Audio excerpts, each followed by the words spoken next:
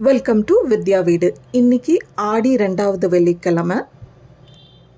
இன்னைக்கு வித்யா வீட்டில் காலையில் பிரேக்ஃபாஸ்ட் அண்ட் மதியம் லஞ்ச் என்னன்றது வாங்க வீடியோக்குள்ளே போய் பார்த்துடலாம்.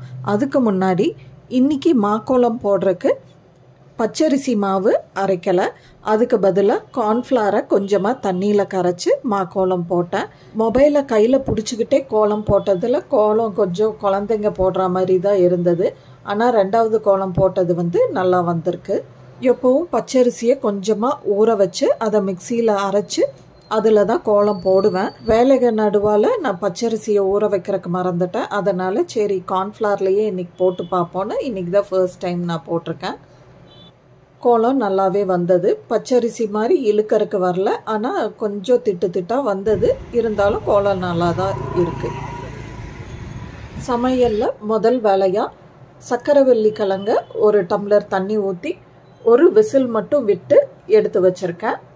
அடுத்ததாக காலிஃப்ளவர் சில்லிக்கு தண்ணி கொதிச்சு வந்ததும் கொஞ்சமாக கல்லுப்பு சேர்த்திட்டு அது கூடவே காலிஃப்ளவரையும் போட்டுட்டு ஸ்டவ் ஆஃப் பண்ணி, இந்த பக்கம் பாலும் பொங்கி வந்துருச்சு. ஸ்டவ் ஆஃப் பண்ணியாச்சு. அடுத்ததாக முளைக்கட்டின மொச்சை குழம்பு தான் இன்றைக்கி பண்ண போகிறேன். அதுக்கான மொச்சக்கொட்டையை குக்கரில் சேர்த்தியாச்சு. அடுத்ததாக ஒரு மீடியம் சைஸில் கட் பண்ண உருளைக்கிழங்கையும் சேர்த்திடுறேன்.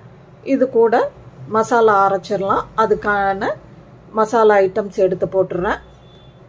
1 கப் அளவுக்கு தேங்காய் செல்லு, 3 மீடியம் சைஸ் தக்காளி பொடியாக நறுக்கி போட்டுக்கலாம், 6 பல்லு பூண்டு, 1 பிட்டு இஞ்சி, அரை எலும்புச்சம்பழம் சைஸ் புளி, இதையெல்லாம் சேர்த்திட்டு இது கூடவே 1 டீஸ்பூன் அளவுக்கு சீரகம், 1 டீஸ்பூன் மிளகு, மிளகா வத்தல், இதையெல்லாம் மைய அரைச்சி எடுத்துகிட்டு வந்துடலாம்.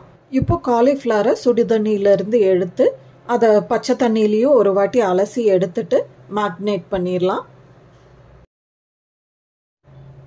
மேக்னேஷனுக்கு கொஞ்சமாக கார்ன்ஃப்ளவர் மாவு, தேவையான அளவு மிளகாய்த்தூள், உப்பு, இஞ்சி பூண்டு பேஸ்ட்டு கொஞ்சமாக சேர்த்தி கொஞ்சமாக தண்ணி தெளித்து நல்லா கலந்து விட்டு இது ஒரு 10 நிமிஷம் ஊறட்டும்.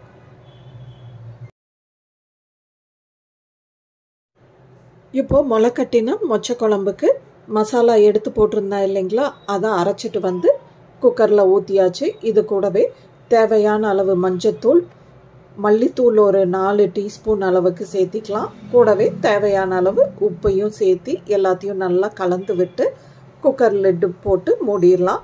இது ஒரு 5 விசில் வந்தால் போதும். முளைக்கட்டின மொச்சை குழம்பு ரெடி ஆகிடும்.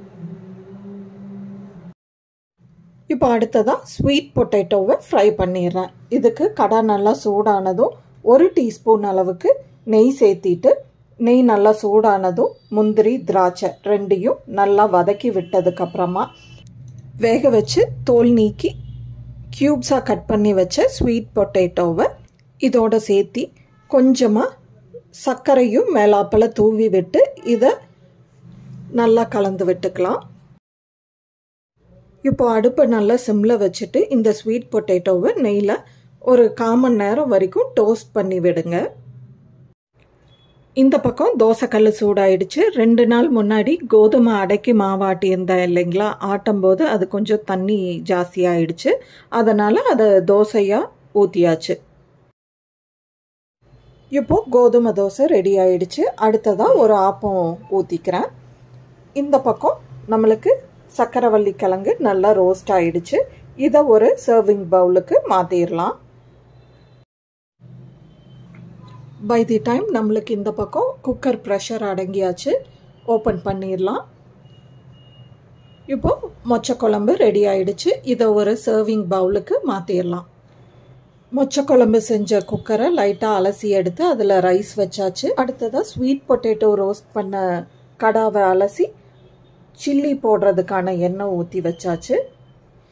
காலிஃப்ளவர் சில்லியை பொரிச்சுக்கிட்டே இப்போ மொச்சை குழம்ப தாளிச்சிட்றேன். அதுக்கு தாளிப்பு கரண்டி வச்சு கொஞ்சமாக எண்ணெய் சேர்த்திட்டு, எண்ணெய் சூடானதும் கொஞ்சமாக கடுகு, பெருங்காய பொடி, கருவேப்பிலை எல்லாத்தையும் சேர்த்தினதுக்கப்புறமா கொஞ்சமாக பொடியாக நறுக்கின கத்திரிக்காயும் இதோட சேர்த்தி ஒரு 5 நிமிஷம் கத்திரிக்காயை நல்லா ரோஸ்ட் பண்ணிக்கலாம். கத்திரிக்காயை குழம்போட குக்கர்லேயே வச்சுருந்தா கத்திரிக்காய் மசிஞ்சு உரு தெரியாமல் போயிருக்கும். அதனால் ஃபைனலாக தாளிப்பில் சேர்த்தி ஒரு 5 நிமிஷம் இதை நல்லா ரோஸ்ட் பண்ணி விட்டு குழம்புல கொட்டிட்டா கத்திரிக்காய் நல்லா டேஸ்டியாக இருக்கும். இப்போ தாளிப்பையை எடுத்து குழம்புல கொட்டிடுறேன். ஃபைனலாக கொஞ்சமாக சர்க்கரை சேர்த்தி விட்டு நல்லா கலந்து விட்டால் முளை கட்டின மொச்சை குழம்பு ரெடி.